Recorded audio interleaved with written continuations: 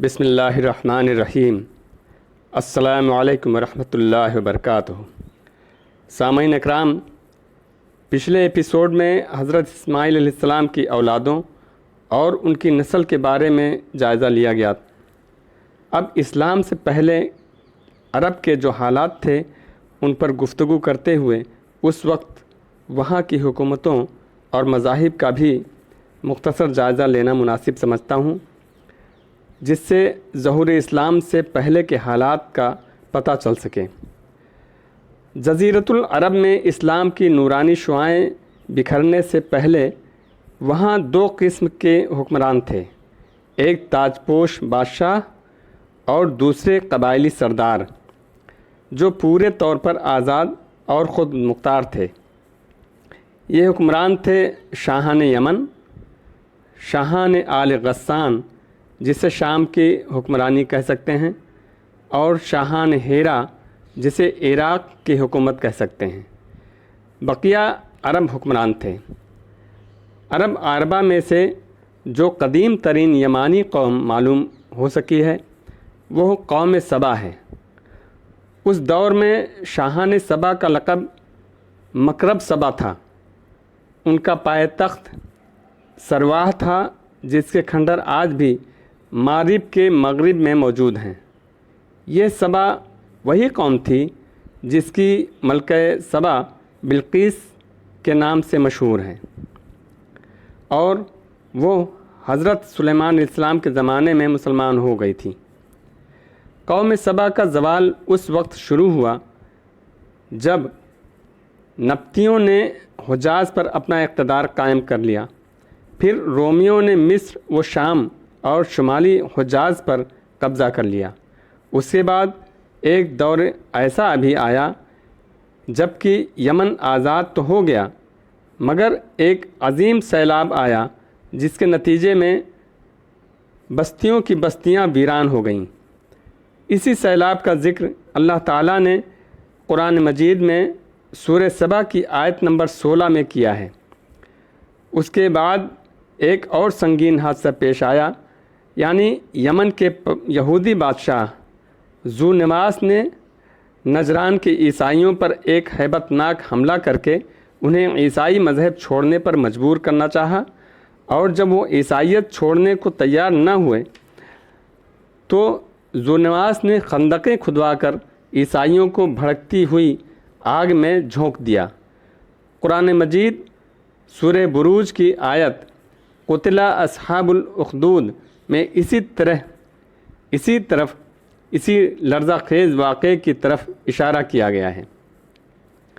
اس واقعے کے نتیجے میں عیسائیوں نے رومی قیادت میں حبشیوں کو لے کر یمن پر حملہ کر کے بدلہ لینے کے لیے اکسایا، پھر یمن پر قبضہ کر لیا۔ ان کا کمانڈر ایک حبشی تھا جس کا نام ابرہہ تھا۔ یہ وہی ابرہہ ہے جس نے بعد میں خانہ کعبہ کو ڈھانے کی کوشش کی تھی، جس کے لشکر کو اصحاب فیل کے نام سے شہرت ملی۔ یمن کے بادشاہت کے علاوہ جزیرۃ العرب میں دو اور حکومتیں، یعنی ہیرا کی بادشاہی جیسے عراق کی بادشاہت کہہ سکتے ہیں، اور شام کی بادشاہی کا ذکر بھی آیا ہے۔ عراق پر اہل فارس کی حکمرانی چلی آ رہی تھی۔ ان بادشاہوں کا ذکر آگے ضرورت پڑنے پر کیا جائے گا، لیکن اتنا واضح کر دوں کہ سن 326 قبل مسیح میں سکندر مقدونی نے دارا اول کو شکست دے کر فارسیوں کی طاقت توڑ دی تھی، جس کے نتیجے میں ان کا ملک ٹکڑے ٹکڑے ہو گیا۔ اب پھر سے حضرت اسماعیل علیہ السلام اور ان کی نسل کے بارے میں تفصیل سے گفتگو کرنا مناسب سمجھتا ہوں۔ یہ بات تو معروف ہے کہ مکہ میں آبادی کا آغاز حضرت اسماعیل علیہ السلام سے ہوا۔ حضرت اسماعیل علیہ السلام نے 137 سال کی عمر پائی اور تاحیات مکہ کے سربراہ اور بیت اللہ کے متولی رہے۔ ان کے بعد ان کے دو صاحبزادگان نابت اور قیدار ایک کے بعد دیگرے مکہ کے والی ہوئے۔ حضرت اسماعیل علیہ السلام نے چونکہ اپنے والد حضرت ابراہیم علیہ السلام کے ساتھ مل کر بیت اللہ کی تعمیر کی تھی، اس لیے ان کی اولاد کو ایک باوقار مقام حاصل تھا، لیکن اقتدار اور اختیار میں کوئی حصہ نہ تھا۔ وجہ یہ تھی کہ نابت اور قیدار کے نانا مزاز بن عمرو جرہمی نے زمام کار اپنے اختیار میں لے لیا، جس سے مکہ کی سربراہی بنو جرہم کی طرف منتقل ہو گیا۔ حضرت اسماعیل علیہ السلام کی اولاد گمنامی میں چلی گئی۔ اس کے بعد مکہ پر عدنان کا سیاسی ستارہ جگمانا شروع ہوا۔ چونکہ جب بخت النصر نے مکہ پر حملہ کیا تو اس وقت بنو اسرائیل کے نبی حضرت یرمیاہ تھے۔ وہ عدنان کے بیٹے معد کو اپنے ساتھ ملک شام لے گئے، اور جب بخت النصر کا زور ختم ہوا اور معد مکہ واپس آئے تو مکہ میں انہیں قبیلہ جرہم کا صرف ایک شخص جرشم بن جلہمہ ملا۔ معد نے جرشم کی بیٹی معانہ سے شادی کر لی اور اس کے بطن سے نزار پیدا ہوا۔ چونکہ جرہم کو تنگ دستی نے آ گھیرا، اس لیے انہوں نے زائرین بیت اللہ پر زیادتیاں شروع کر دیں اور خانہ کعبہ کا مال کھانے سے بھی دریغ نہ کیا۔ اس لیے بنو عدنان ان کی حرکتوں سے چڑھتے اور نفرت کرتے تھے، جسے دیکھ کر بنو خزاعہ نے اس کا فائدہ اٹھاتے ہوئے ایک عدنانی قبیلے بنو بکر بن عبد مناف بن کنانہ کو ساتھ لے کر بنو جرہم کے ساتھ جنگ چھیڑ دی اور انہیں مکہ سے نکال کر اقتدار پر خود قبضہ کر لیا۔ یہ واقعہ دوسری صدی عیسوی کے درمیان کا ہے۔ بنو جرہم نے مکہ چھوڑتے وقت زمزم کا کنواں پاٹ دیا اور اس میں کئی تاریخی چیزیں دفن کر کے نشانات بھی مٹا دیے۔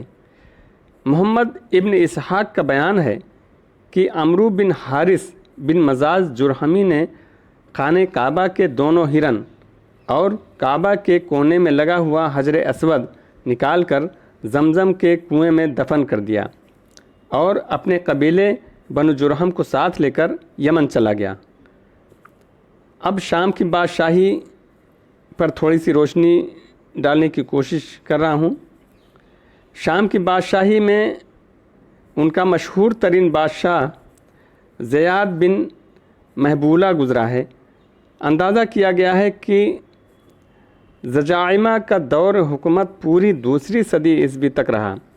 جہاں تک بقیہ عرب سرداریوں کے بارے میں جانکاری حاصل ہو سکی ہے وہ اس طرح ہے کہ پورا ملک عرب قحطانی اور عدنانی قبائل کے درمیان تقسیم ہو گیا تھا۔ جو قبائل ہیرا یعنی عراق کے ارد گرد آباد تھے انہیں حکومت ہیرا کے تابع قرار دیا گیا، اور جو قبائل بادیات شام میں آباد تھے انہیں غسانی حکمرانوں کے تابع مانا گیا۔ ان قبائل میں سرداری نظام رائج تھا۔ حضرت اسماعیل علیہ السلام کا زمانہ تقریباً 2000 برس قبل مسیح ہے۔ اس حساب سے مکہ میں قبیلہ جرہم کا وجود کوئی 2100 برس تک رہا۔ بنو جرہم کے مکہ سے چلے جانے کے بعد کے حالات اور واقعات پر انشاءاللہ اگلے ایپیسوڈ میں روشنی ڈال دی جائے گی۔ اللہ پاک اس کام کو جاری رکھنے کی توفیق عطا فرمائے، آمین۔ والسلام علیکم ورحمۃ اللہ وبرکاتہ۔